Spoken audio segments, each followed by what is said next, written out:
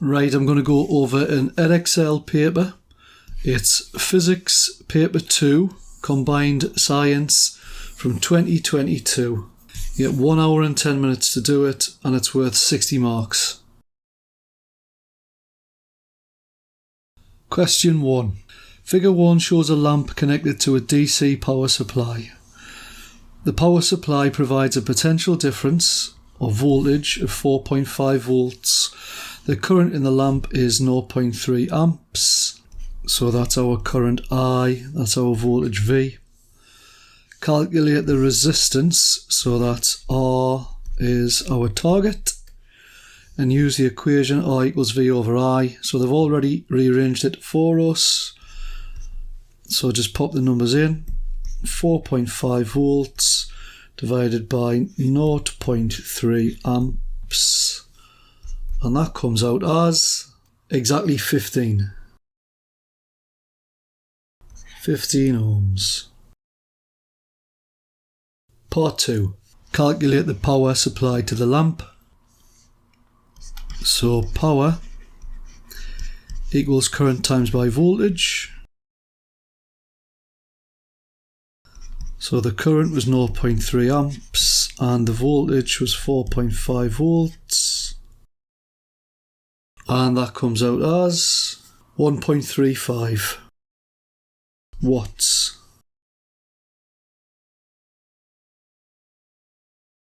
Part B. Another identical lamp is added to the circuit as shown in figure 2. The power supply provides the same potential difference, so the same voltage as it provided in the circuit in figure 1 when there was only one bulb. State and explain the difference between the brightness of the lamp in figure 1 and the brightness of a lamp in figure 2. Well, the bulbs will be dimmer in figure 2 because they've got to share the voltage. Lamps in figure 2 will be dimmer because they need to share the voltage. Now it's worth 3 marks, so we'd better say something else. The current will be smaller because the total resistance will be more. There'll be twice as much resistance because there's twice as many bulbs.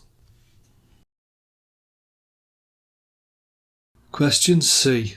A student is given a low voltage power supply and a 1 metre of resistance wire. The student uses these and other pieces of equipment to measure the resistance of just 50 centimetres of the resistance wire. Draw a diagram of the circuit that the student should use. Your circuit diagram should identify the pieces of equipment that the student uses. Right, well, they'll need some kind of power supply, like a battery. If you're going to get the resistance of something, you'll need the current. There's the resistance wire. And you'll also need the voltage. Remember, to get the resistance, it's V divided by I. So base your explanation on the calculation. The calculation always tells you what you'll need to measure. Now, we only want half of the metre. So if that's the 1 metre ruler, we only want to tap off the voltage from half of the wire because we just want to know half the resistance.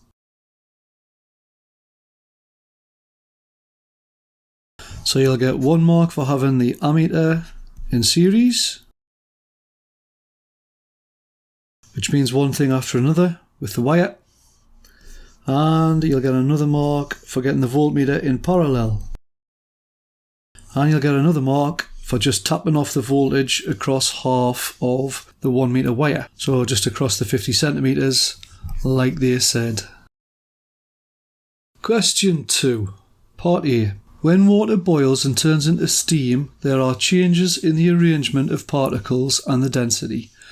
Which of these shows the changes? Right, well, if you're going to go from water, which is a liquid, and you're going to go to steam, which is a gas, the particles are going to get more spread out and less dense. So the space between the particles in steam will be bigger than in water. So it's either that one or that one. They're wrong. And the density of steam will be less than in water. So it's going to be B. Remember, density is how far apart the particles are, how much mass is squeezed into a given volume. Part B. Figure 3 shows some water in a measuring cylinder and a lump of iron. The lump of iron is lowered fully into the water. The water level in the measuring cylinder rises to 530 centimetres cubed. The density of iron is 7.9 grams per centimetre cubed. That's the density. Calculate the mass. So the mass is our target. Use the equation density equals mass over volume. Give your answer to two significant figures.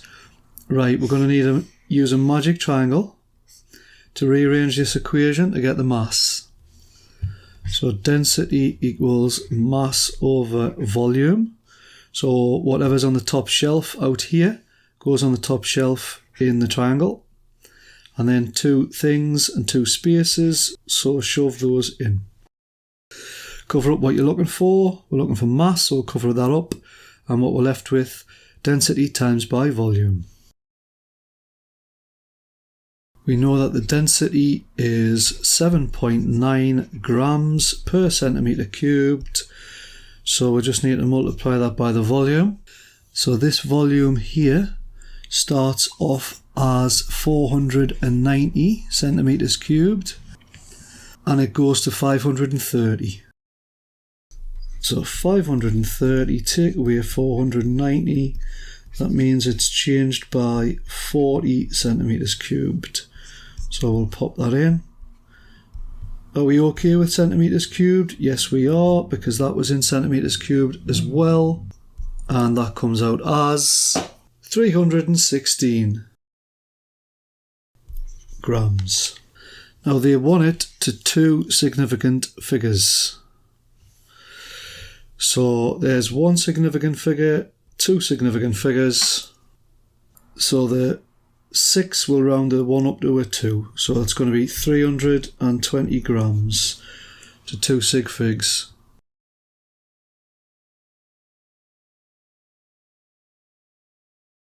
Question C. A piece of wood has a similar shape and volume to the lump of iron. The density of the wood is 0.82 grams per centimetre cubed. The density of water is 1 gram per centimetre cubed.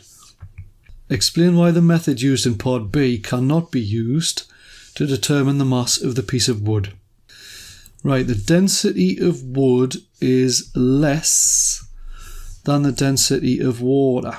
So that means the wood won't fully sink. So you can't get the volume by using that method.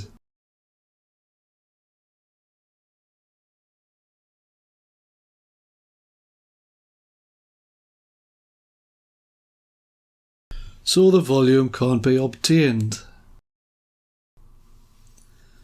Part D. Describe what happens when a substance experiences sublimation. Well, sublimation is when a solid changes directly into a gas. Normally, you've got solid turns into a liquid by melting, then the liquid evaporates into a gas.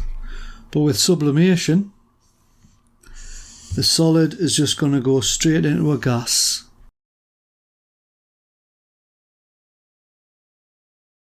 Without turning into a liquid.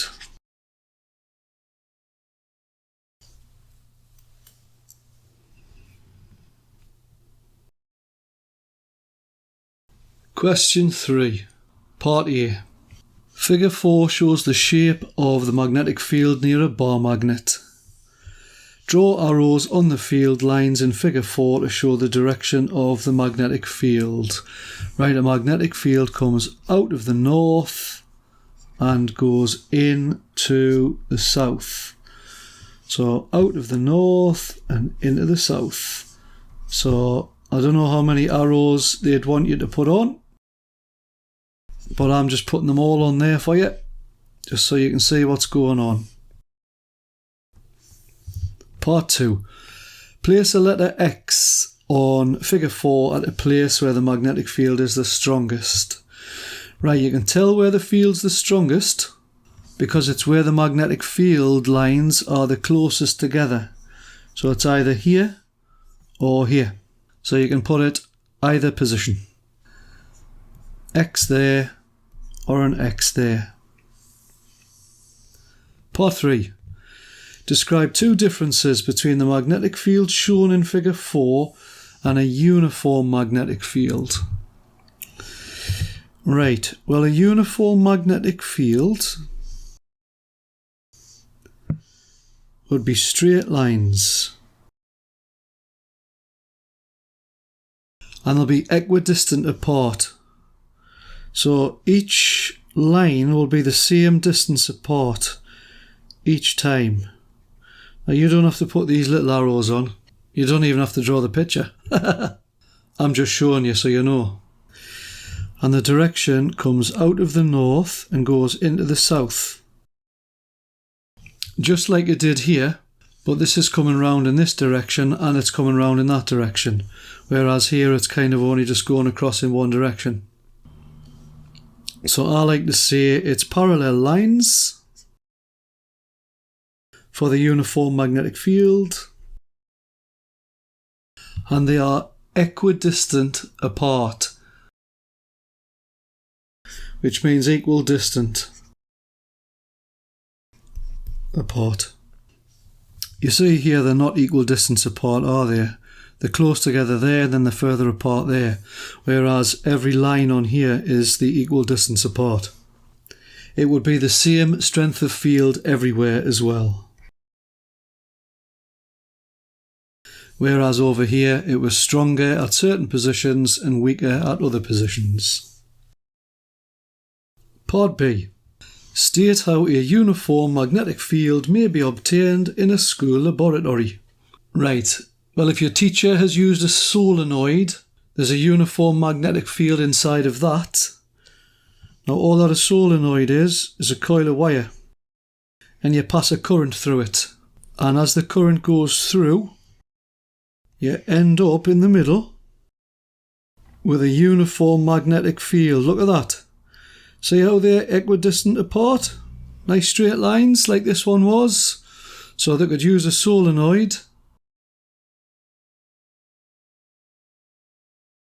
So coil of wire with a current. Current going in, current coming out. They could use a horseshoe magnet. North and south. And the magnetic field lines would be parallel there. Equidistant apart, you see. Equal strength. Horseshoe magnet. It looks a little bit like a horseshoe, doesn't it? Or you could do it between two bar magnets with opposite poles facing each other. North and south. North and south. The magnetic field lines would come out of this north and go into that south. It wouldn't be uniform coming round the edges there like that, mind you. But this part in the middle is uniform. Out the north and goes into the south.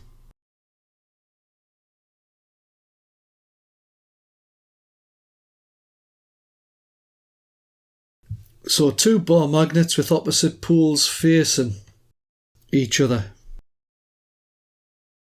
So there's three different ways. Quite a tricky question, that one. Question C. Figure 5 shows the directions of some plot and compass needles placed at different points near the Earth's surface. Sketch on figure 5 the Earth's magnetic field outside and inside the Earth. Right, this is a horrible question, and I think I've only seen it once in 26 years of teaching. Now, if you're ever presented with something like this, best thing to do is just keep it basic. So what do we know? We know that for every little compass we've got here, the magnetic field is going to come out of the north and go into the south. So if we just do that for each magnet, out of the north, into the south, and we'll just build up the picture. Now here it will be a little bit curly.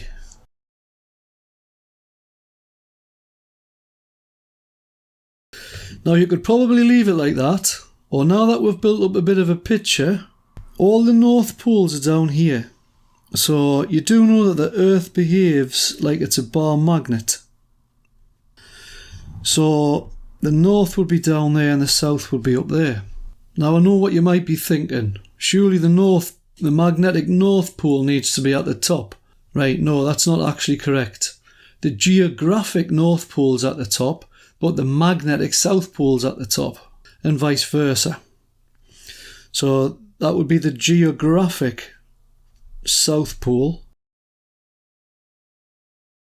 but it's actually the magnetic north pole. Ask your geography teacher. Mind, I'm not even sure if they'll know.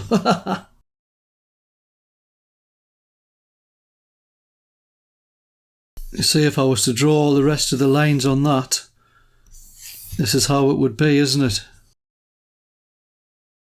Coming out of the north and going round into the south. Out of the north and going round into the south. Like I say, quite a tricky question, that one. Part 2. State which part of the Earth generates its magnetic field.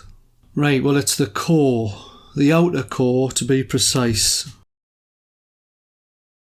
Because it's liquid and it's got molten iron, and as the molten iron moves, that's what creates the magnetic field.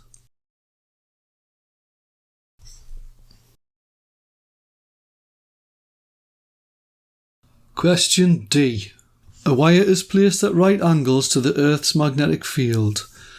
The wire is 0.6 meters long, that's L length, and carries a current of 93.1 milliamps. So that's I, current. Now we're going to need to convert that into amps. So that'll be 93.1 times 10 to the minus 3 amps. If you don't like working with times 10 to the minus 3, you just do 93.1 divided by 1,000. That's the same as times in 10 to the minus 3. The force on the wire is 1.11 times 10 to the minus 5 newtons. So that's F. Calculate the magnetic flux density, that's B, of the Earth's magnetic field. Use the equation F equals BIL. BIL. So we're going to need to rearrange that to get B. So pop it in a magic triangle. We're going to need 2 multiplied by sines, and it's B times by I times by L on the bottom, and F will be on the top. Cover up what you're looking for. We're looking for B, and what you're left with is how to work it out. So that's F divided by I times by L. Pop the numbers in. The force was 1.11 times 10 to the minus 5 newtons. Divide that by the current, which was 93.1 times 10 to the minus 3 amps. And multiply that by the length, which was 0.6 meters. And that comes out as 1.987 times 10 to the minus 4, and the units are Tesla, so that'll round up to 2.0 times 10 to the minus 4. Question 4, Part A. Figure 6 shows a Mars rover descending to the surface of the planet Mars. Calculate the change in gravitational potential energy of the rover as it descends from position P to Q. So from P down to Q. We're trying to get the change in gravitational potential energy. So that's delta GPE is our target. Mass of the rover is 1,100 kilograms, that's M. Gravitational field strength on Mars is 3.7 newtons per kilogram, so that's G. Give your answer to two significant figures. So the equation we need is gravitational potential energy, or change in, equals mass times by gravity times by the change in the vertical height. So this is the height, because that's the vertical height. They've added this horizontal distance in just to try to confuse you. So if we pop the numbers in, 1,100 kilograms times by gravity on Mars, 3.7 newtons per kilogram, times by 1.8 times 10 to the 3. That kilometers needs to be converted, so that's 1,800 or 1.8 times 10 to the 3. And that comes out as 7,326,000. And they want it to two significant figures. So there's the first significant figure, and there's the second one. Does the 2 round the 3 up to a 4? No. So that's our answer, 7,300,000 to two significant figures. Part 2. Use data from figure 6 to calculate the change in kinetic energy. So that's kinetic energy, or change in kinetic energy, of the rover as it descends from position P to position Q. Right. So at first, it was going at a speed of 88 meters per second, and at the end it's going at a speed of 0. So the amount of change is the same as the amount of energy it had at the start, because that's the amount of energy that it's going to lose, so that's the amount it's going to change by. So the formula for kinetic energy is a half times by the mass times by the velocity squared. So that's a half times by 1,100 kilograms times by 88 squared. And that equals, remember when you're multiplying something by a half, you type that into your calculator as 0.5. And that comes out as 4259200. 4,259,200 joules, because it's energy. Part 3. The rover is slowed down safely using thrusters and a parachute, not shown in figure 6. The thrusters use jets of gas to control movements, and the parachute is designed to be used in the atmosphere of Mars. Describe the energy changes involved in terms of the work done by various forces as the rover descends. So work done equals force times by distance. So it's always good just to pop that equation in straight away, in case you get a mark for that. Now work done is against gravity if we're talking about vertical movements. And gravity's trying to pull the object down, and it'll be the thrusters that need to do the work to stop gravity pulling it down so quickly. And if it's got a parachute, it'll be doing work done against friction, air resistance, by the parachute. And it wants us to describe the energy changes. So as it's fallen, there's less height, so the gravitational potential energy decreases. And it's getting slower, so the kinetic energy also decreases. 1, 2, 3, 4, possibly 5 marks for that, and it's only worth 3. You could even say thermal energy increases. And actually, if they're using gas, there'll be a decrease in chemical energy because that's getting burnt off. So any of that's good. Part B. The rover uses solar panels for its power needs. The solar panels can provide 1,200 watts of power.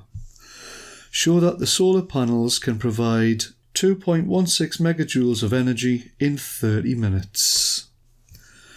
So what it gave us? It gave us the power, and it wants us to work out the energy and prove that it's 2.16 megajoules. And it gives us the time of 30 minutes. And we'll need to convert that into seconds. So that'll be 30 minutes times by 60 seconds per minute, which is 1,800 seconds. So what equation do you know that's got E, P and T in? Energy, power and time. Well, energy transferred equals power times by time. So if we pop the numbers in, 1200 watts times by 1,800 seconds, and that comes out as 216,000, which is 2,160,000 joules, which equals 2.16 megajoules. And that is what they wanted us to prove, that the solar panels could provide 2.16 megajoules of energy in the 30 minutes. Remember, 1 megajoule equals 1 million joules. Part 2. The solar panels convert 27% of the energy they receive from the sun into electricity. Calculate the solar energy received by the panels that provides the 2.16 megajoules of energy. So they're wanting us to calculate the solar energy that went in. So there's a couple of ways of doing this. The total energy in will be 100%. We know that 27% equals 216,000 joules. So if we divide this by 27, we'll know what 1% is. Divided by 27. So 1% is 80,000 joules. And we want to know what 100% is. So we just take the 80,000 and multiply it by 100. And that equals 80,000,000. 8 million. Now that's how they'd teach you to do it in maths, so I believe. The way that you could do it in physics, using an equation, is for the efficiency equation. So efficiency equals useful energy out divided by total energy in. Now you'd have to convert 27% back into a decimal. So 27%, you'd have to divide that by 100. That equals 0.27. Now we'll rearrange the equation to get the total energy in. So therefore, total energy in equals the useful energy out divided by the efficiency. And that equals 216,000 divided by 0.27. And that should come out as 8 million, which it does. So you decide which way you prefer. Question 5, Part A. Which of these show the correct circuit symbol for a thermistor? Well, this is an LDR, a light dependent resistor. That's the light shining down onto the resistor in the middle.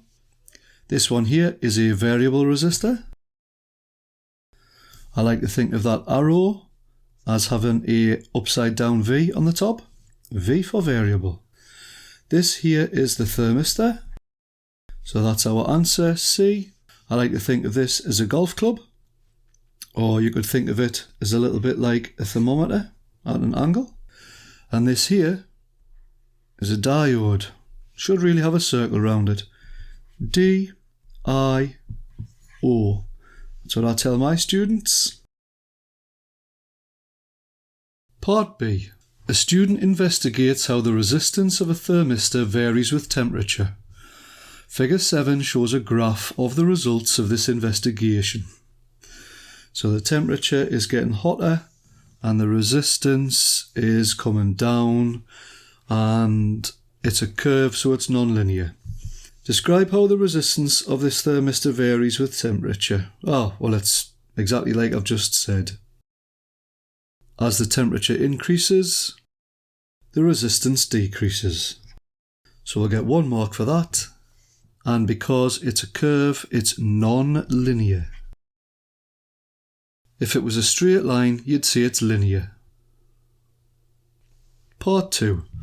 Draw the tangent to the curve at a temperature of 30 degrees C to find the rate of change of resistance with temperature at 30 degrees C, and state the unit. So, to draw the tangent to the curve, well, a tangent is a line that touches the curve at the point that they want, but it doesn't go through the curve. It doesn't intersect. I'll show you what I mean.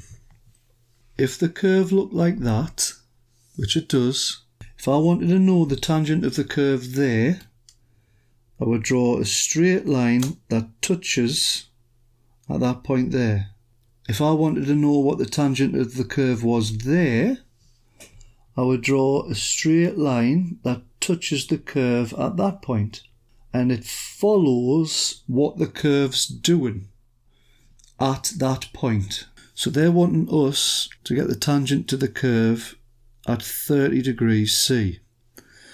So you'd need to take your ruler, and if you draw your ruler down straight line like that, and it needs to touch the curve at the part that they want us to touch the curve. Now you can draw your line as long as you want. We need to get the gradient of it, and because it's a straight line, it doesn't matter how long you draw it. So draw it as long as you want, just so that the numbers are easy to handle. So I'm just going to rub off that last little bit there, so you can see I've finished it at 50 and I've started the line at 10. Now what you'll do is draw little dots like that and like that, little dashes. So we need to know how much has the y-axis changed by and how much has the x-axis changed by. So it's went from 1.2 up to 5.2. So that has changed by 4.0. And the x-axis went from 10 up to 50. So the x-axis has changed by 40 degrees C. And that was 4 kiloohms. Wants us to get the units, so I'll show you how to do that as well. So the rate of change of resistance, well, the resistance changed by 4 kiloohms, and that was over a temperature of 40 degrees C. So 4 divided by 40 is 0.1, and we need the units. So we have divided kiloohms by degrees C. So the units are just kiloohms per degree C. 0.1 kiloohms per degree C. Now, they're saying the answers that they'll accept is between 0.087 and 0.097. So that's the importance of showing you working out, because hopefully the examiners will see that your strategy is correct and you'll still get the marks. Part C. Figure 8 shows the apparatus used for this investigation. Explain one improvement in measurement that the student could make in the investigation. Right, they could put the thermometer closer to the thermistor so they get a more accurate reading.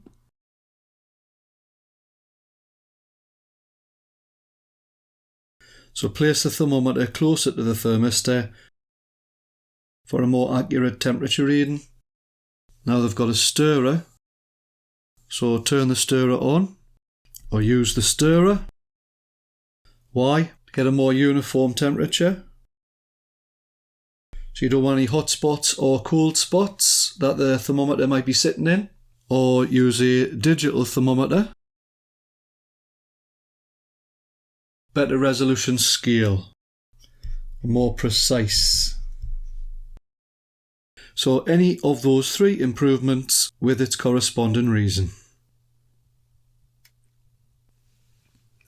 In this investigation, the resistance can be measured in two ways. Method 1 using an ohm meter. Method 2 using an ammeter and a voltmeter. Part 2. Explain why method 2 gives more precise results than method 1. So this is what I've just said. The word precise means higher resolution. In other words, more decimal places. So your answer will also have more decimal places. Their answer for resistance has only got 2.3. We know it's resistance because it's ohms.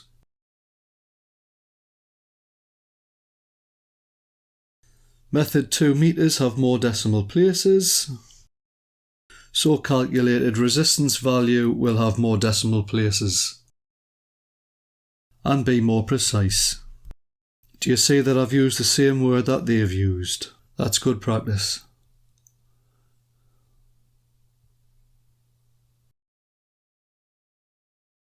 Question 6. Part A. Explain the difference between the term specific heat capacity and the term specific latent heat when applied to heating substances. Specific heat capacity involves a change in temperature when heating or cooling a substance, whereas specific latent heat when the substance changes state. For example, if you go from a solid to a liquid, or from a liquid to a gas, or the other way. Part B. Figure 10 shows some apparatus that may be used to determine the specific heat capacity of water. The student measures the initial temperature of the water. The power supply is switched on for 10 minutes and then switched off.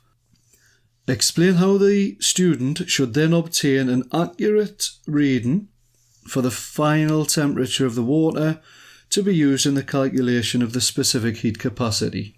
Right, well, we've got to stir it again. So make sure you stir the water before taking the temperature reading.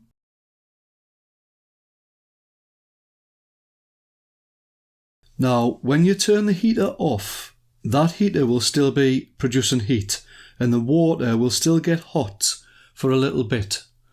So continue to watch the temperature after you've switched off the heater.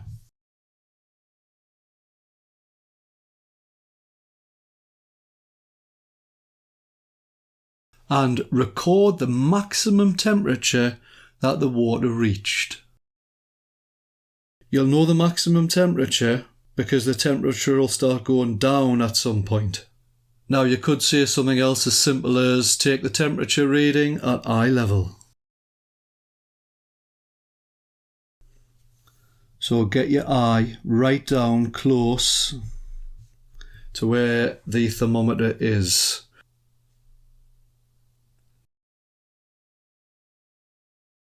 And finally, the last question, the 6-mark question, Part C.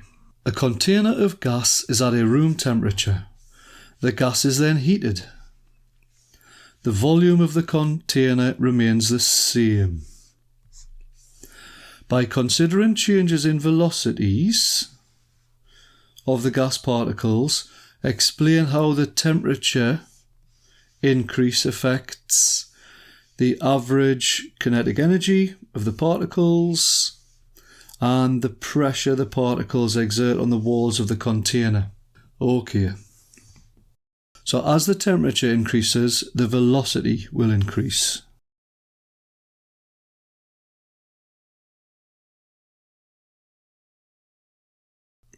Now, kinetic energy equals 1/2 times by the mass times by the velocity squared. So if the velocity goes up, the kinetic energy will go up.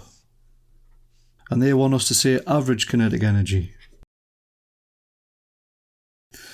Now if the particles are moving faster, that means they're going to collide into each other and the walls more often.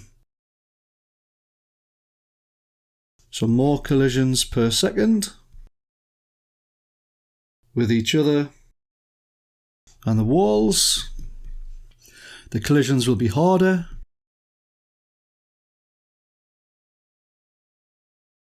So more force on the walls.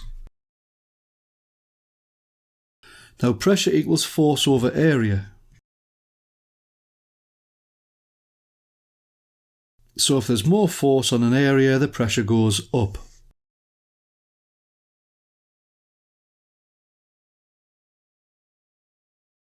I've got a lovely little video on my YouTube channel that'll explain all that quite nicely.